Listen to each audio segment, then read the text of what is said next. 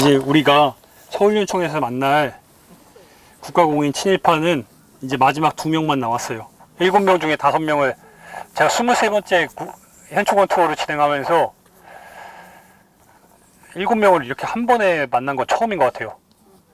제가 대전현충원도 몇 번 했는데 대전현충원은 이렇게 소규모로만 하다 보니까 대전현충원도 좀 여러 사람들 데리고 서울에서 좀 출발하고 싶은데 좀 제한이 많이 되더라고요. 그래서 이렇게 소규모만 데리고 대전현충원은 두 번 정도 했었군요. 대전현충원도 할 얘기가 너무 많죠. 근데 대전현충원 진짜 힘들어요. 100만 평이라. 네, 근데 대전현충원도 제일 말이 안 되는 사람들이 뭐 황장엽, 주체사상을 만든 황장엽이 여러분 그 애국지사들 머리 위에 잠들어 있습니다. 근데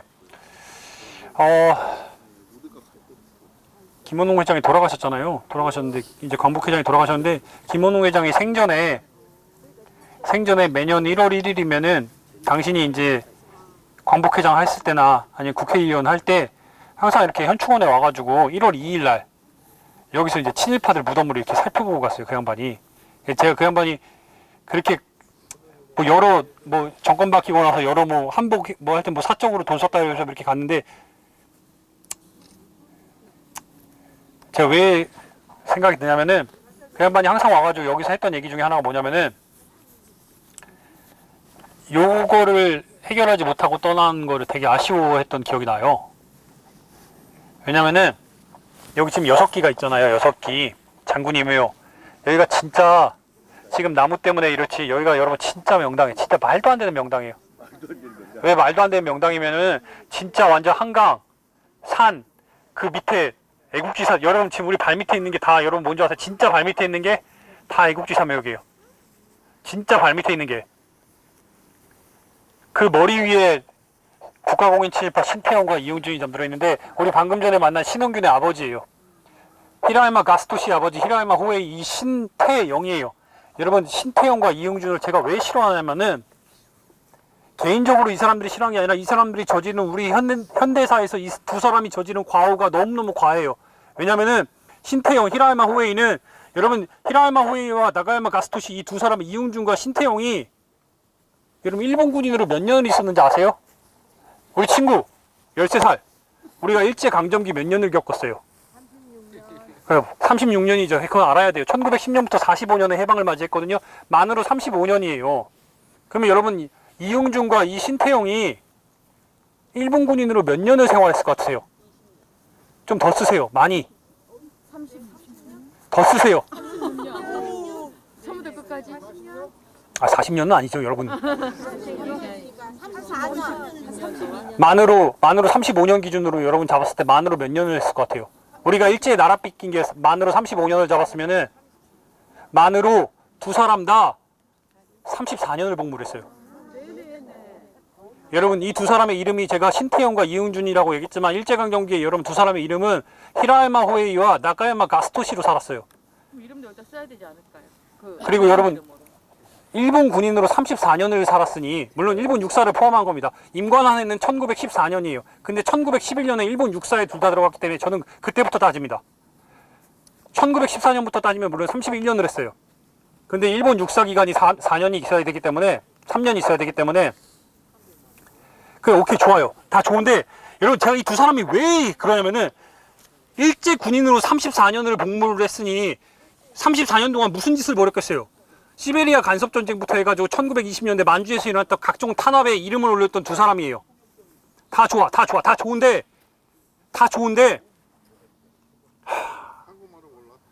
잘하죠. 잘하는데 근데 여러분 진짜 문제가 뭐냐면은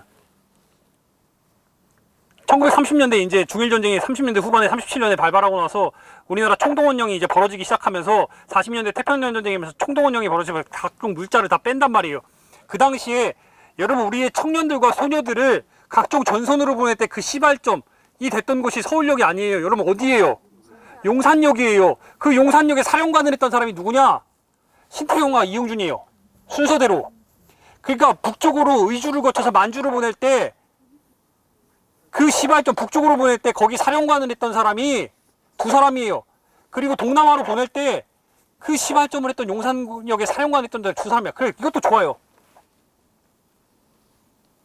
근데 여러분 이 신태용이 무슨 짓을 하냐면은 43년 11월 17일이에요. 11월. 경성신문에서 이렇게 이제 자기가 이제 나중에 이게 신문 보도가 된 건데 종로 서울에서 이렇게 군중을 모아놓고 대규모 집회가 있었단 말이에요. 청년들이 모여서 이렇게 대규모 집회를 다 이렇게 하는데 이 신태용이 당시에 일본군 육군 중령이었던 신태용이 여러분 무슨 말을 하냐? 우리 청년을 향해서 무슨 말을 하는 줄 아세요? 내 목표는 야스쿤이라고 말을 해요. 네. 내 목표는 야스쿤이라고 말했던 사람이에요, 여러분. 한꺼번에 보내면 어떨까? 그것도 집어넣으시면 여기 왜요? 그러니까. 그러면서 이렇게 최고 명당 자리. 그러면서 신태용도 자기 아들 신흥국과 함께 자기 아들이 그렇게 되고 나서 죽은 줄 알고 있다가 48년에 마찬가지로 4.3을 통해서 육군 대령으로 올라가고 쭉쭉쭉 올라가 육군 중장까지 올라가고 1952년에 우리나라의 국방부 장관이 됩니다. 4대 국방부 장관이 돼요. 그리고 보시다시피 나중에 제한군인회의 회장까지 됩니다.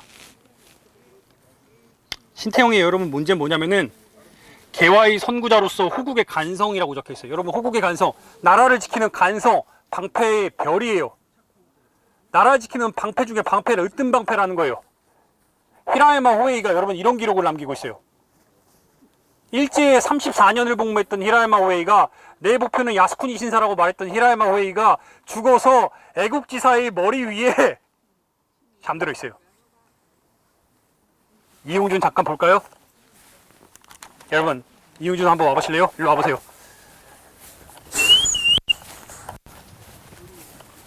나의 부도함 선생님 나쁜 놈. 이름도.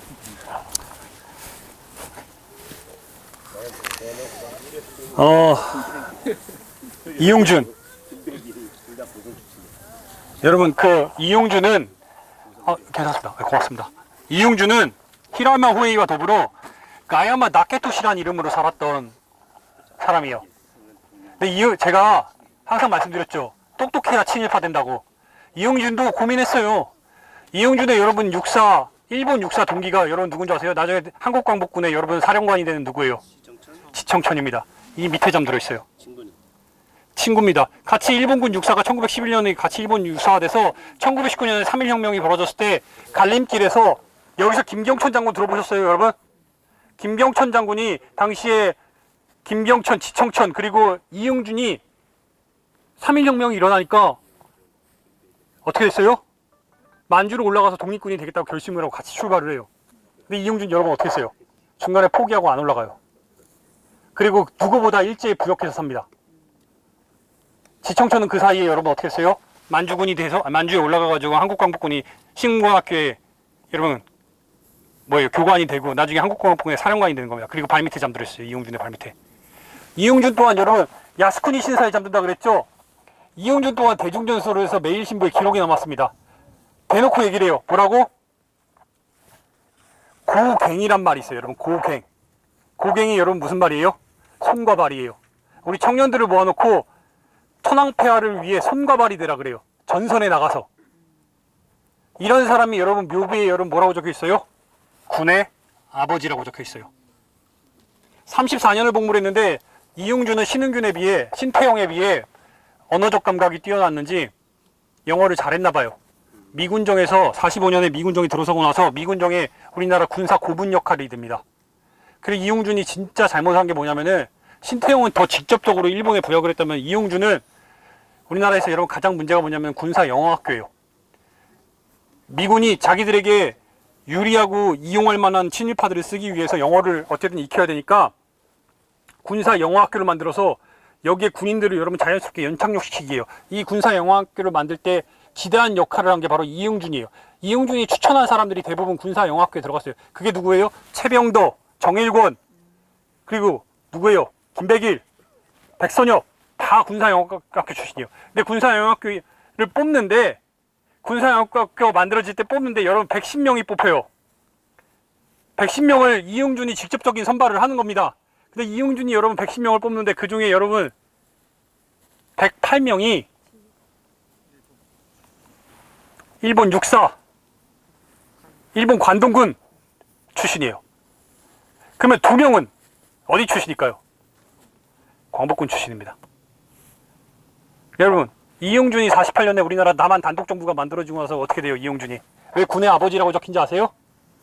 초대 육군 참모총장입니다. 신문 세탁을 그렇게 해도 돼요? 다시 한 번요? 안 들려요. 신문 세탁을 그렇게 해도 되냐고. 신문지대 한 방에. 가야마다 케토시로 살다가 우리나라 육군 참모총장이 되고 나중에 우리나라 육군대학에 군인들이 학장이 되고. 반성을 해야지. 자성을. 그래서 여러분 문제가 뭔지 아세요? 김원호 회장이 3년 전인가? 3.1절 3년 전인지 4년 전인지 기억이 가물가물하네요. 3년 전으로 기억을 하는데 3.1절 기념사에서 그런 말을 했어요. 우리나라 육군 참모총장들은 1대부터 19대까지 친일파라고. 그래서 제가 그걸 또 나라가 난리가 났죠. 저 빨갱이 새끼라고 막 저 조중동에서 난리가 났었어요. 저 왜곡했다고. 틀렸습니다. 김원호 회장의 말은 틀렸어요. 근데 1대부터 19대까지가 아니라 제가 또 검증을 한 명 한 명 다 했어요. 1대부터 14대까지입니다. 1대부터 14대까지 일본군과 만주군 출신이에요. 그리고 나머지 15, 16, 17, 18, 19는 그럼 뭐냐? 학도병들 출신들이 좀 있었습니다. 우리 군이 여러분 이렇게 친일파들이 여러분 우리나라 국군의 날이 언제예요? 10월 1일이죠. 여러분 10월 1일이 무슨 날인지 아세요? 벌써 넘어갔네. 누가요? 1사단이었던 당시에 1사단 단장이었던 백선엽이 여러분 38선을 넘어간 날이 10월 1일입니다. 그래서 국군의 날을 여러분 우리나라 광복군 한국광복군 여러분 창립일이 언제예요? 창군일이 9월 17일입니다. 지지난해 2년 전에 한국광복군 80주년 여러분 기념행사가 있었어요. 80주년이에요. 그래서 용산에서 그 전쟁기념관 뒤쪽에 공터에서 있어요. 김영관 애국지사라고 살아계시는 분이에요. 여러분 우리나라 당시 국방부에서 우리나라 그 80주년 한국광복군 행사하는데 여러분 우리나라 국방부에서 군인들 몇 명 보내는 줄 아세요? 몇 명? 누군지 아세요? 이 4명이? 5명이군요. 한 명 인솔장교. 이 4명이 여러분 뭔지 아세요? 군악병. 그 외에는 아무도 안 왔어. 안 왔어요. 4명 보냈어요. 4명. 인솔장교 포함하면 5. 우리나라 육군 초대참. 제가 더 화나는 건 여러분 뭐냐면은 일로 와보세요. 여러분. 여러분 이쪽으로 더 가까이 와보실래요?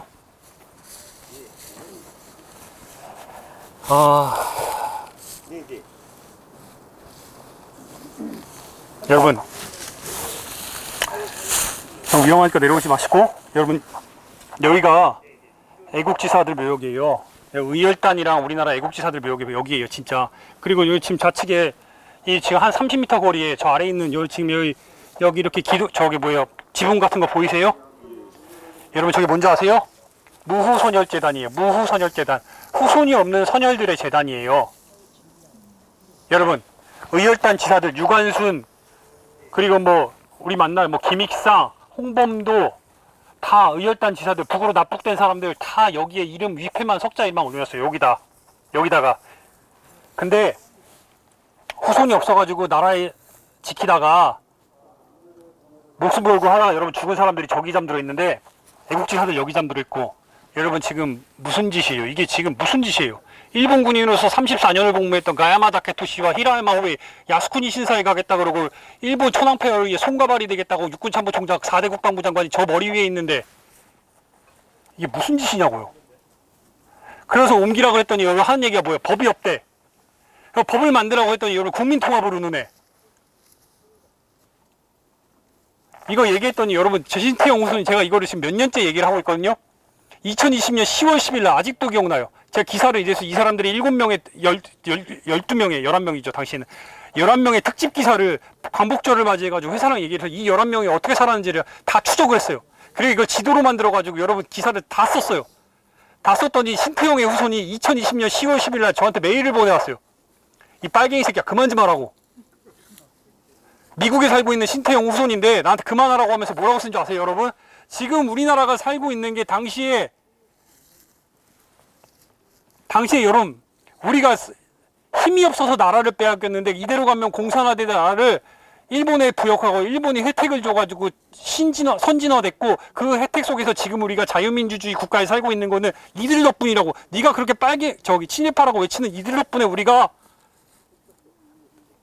민주주의 공화국에 살고 있다고 나한테 그렇게 얘기하더라고요. 그러면서 나보고 김일성 어떻게 생각하니요? 여러분, 그 친구가 그 사람이 나한테 얘기했던 게 여러분 두 가지죠. 나라가 힘이 없어서 빼앗겼고 그 힘이 없는 상황 속에서 여러분 어떻게 됐어요? 우리나라에 선진화시킨 게 일제라 그랬죠. 이거 누가 얘기한 거예요? 나라가 힘이 없어서 빼앗겼다고 말한 사람이 여러분 누구예요? 이완용도 그랬죠. 정진석도 그랬죠. 지금 최근에 윤 대통령이 지금 뭐라고 해요?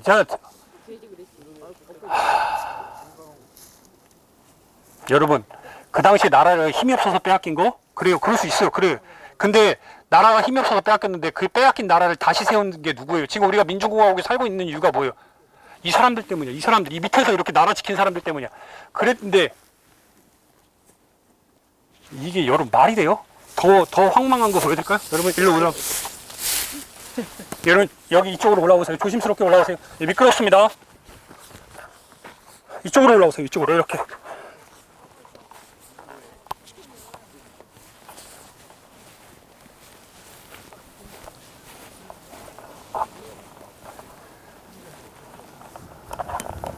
여러분 여기가 여러분 다 올라오세요. 괜찮아요. 촘촘해도 올라오세요. 다 올라오세요. 올라오셔서 보셔야 돼요. 저한테 다 붙어가지고 다 올라오세요. 다 올라오세요. 다 올라오세요. 다 올라오세요. 여기 밑에서 보셔야 돼요. 여러분 다 올라오셔서 보세요. 다 올라오세요. 올라오세요. 괜찮아요. 그 다 보세요. 여러분